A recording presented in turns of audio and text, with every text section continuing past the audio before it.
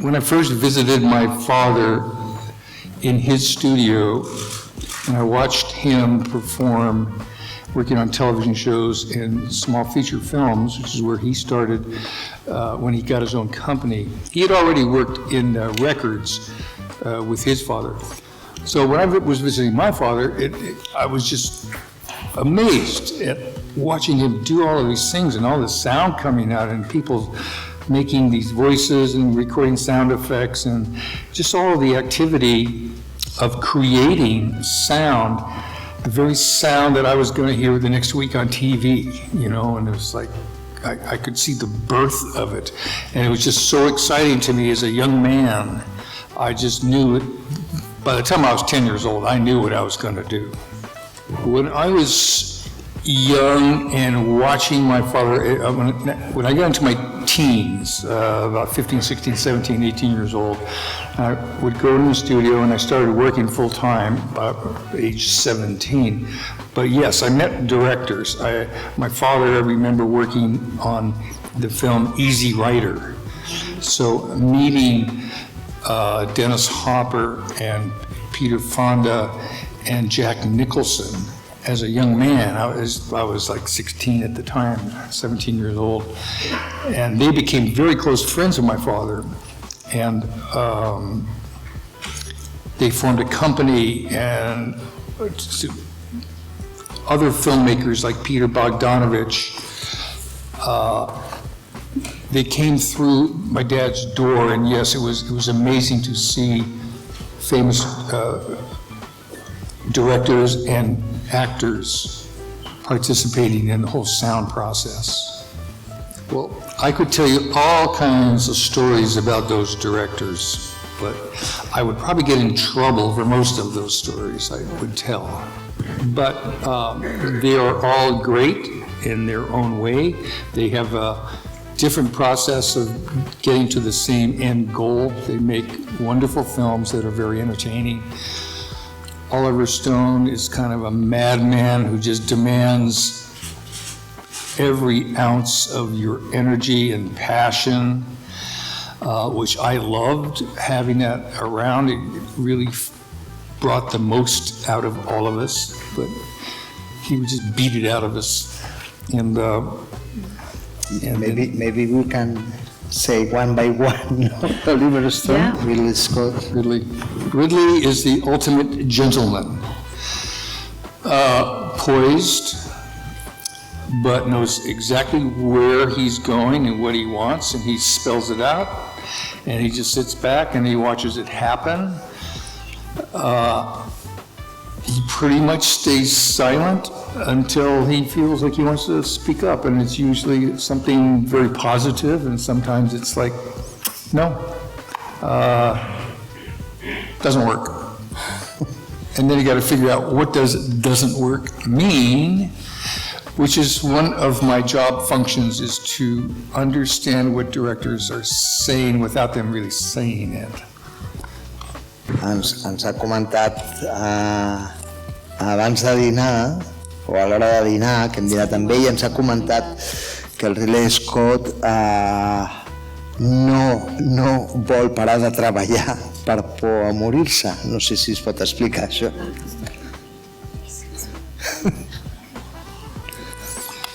It's a secret. It's a secret, sorry. It's not a secret. He actually did say that to me once. I don't know if he was half kidding or not, but he did say, you know, I don't know, some casual conversation. He goes, I don't want to stop because I don't want to die. And that's how I understood what he meant was he loves to just stay busy. And if he's not paying attention, when I'm with him, he's on my stage and he's with us, but he'll go away and he'll be doing something. He'll be drawing and he'll be making notes and contacts, and he's actually working on another film and he's drawing out scenes and things like that. And he's got 25 films in pre-production somewhere or in development somewhere. He just doesn't want to stop. He does work 20 hours a day on many projects at the same time. He is a big kid. He's 60 years old, but he acts like a 13-year-old. And he knows it. He loves it. But his enthusiasm for film, it just bubbles out of him all day. And he delivers to us on paper, and we read it, and it blows our mind, and then he shoots it, and we see it all come to life on film, and it blows our mind. And then he says, "Here, this is what I'm giving you. This is what I present to you. Take and do with it all you want." Which means we can do anything we want as long as he likes it, as long as it stays in his world, his frame of his world. So we always ask ourselves, would Quentin like this, before we go too far? If he doesn't have to be around, we're working. So that when he does come, he's like, yeah, that's fantastic. Quentin tells us about his film that he's writing at the moment, and it was Inglourious Bastards. He says, I'm going to tell you all about it. Right now, he says, I wrote it as a 900-page novel, but I've just shrunk it down to a 3-hour movie. And he proceeds to act out every part of the movie. He recites every line of dialogue, and he plays every character for the next 3 hours on the jet ride. Okay. He performed it in the aisle of the airplane. All the characters. The whole movie. He performed it. Jo me'n recordo que el primer cop que vaig veure a Chicago, als cinemes, i diria que era als cinemes Lauren Gràcia, em vaig quedar totalment al·lucinat. Jo ja començava, evidentment, a treballar, no tenia l'experiència d'ara, evidentment, i vaig pensar, dic, ostres, això és el millor so que he escoltat a la meva vida, el musical. Aleshores, això vull compartir-ho amb ell com a experiència personal, perquè sé de bona veu que ell, una de les seves grans passions és mesclar musicals. Encara t'emociones quan veus alguna seqüència d'aquestes pel·lícules que has fet? I am always amazed. When we get to the end of it, I am always amazed, and I turn around and say, wow, did we do that? And when you're going into a big project, or one that's at least complicated, like a musical, that require very specific tone and texture and content, you've got to be very, very careful and delicate and correct. Everything has to feel right.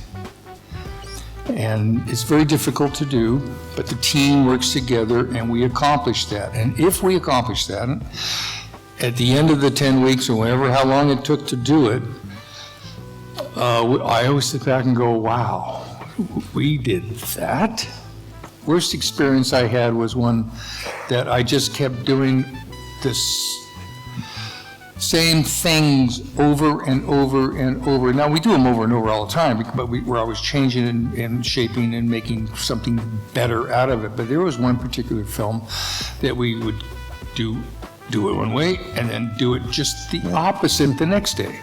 And then this way, and then this way, and then this, and we never got anywhere. Weeks and weeks and weeks are going by, and we're not getting anywhere. And the director was too afraid or insecure to accept one thing or the other. So we would just one day do it, and then the next day undo it.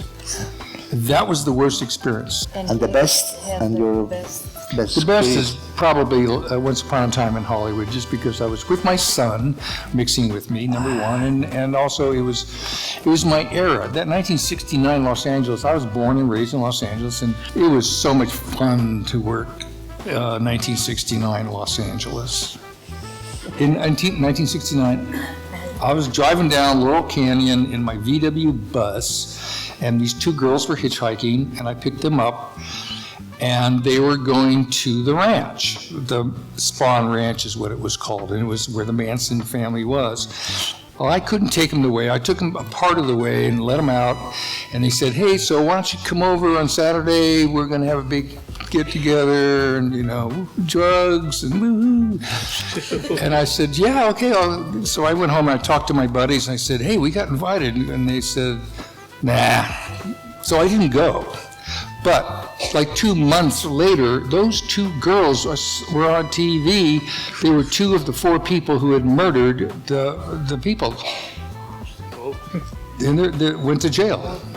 Those two girls were in my car. Bueno.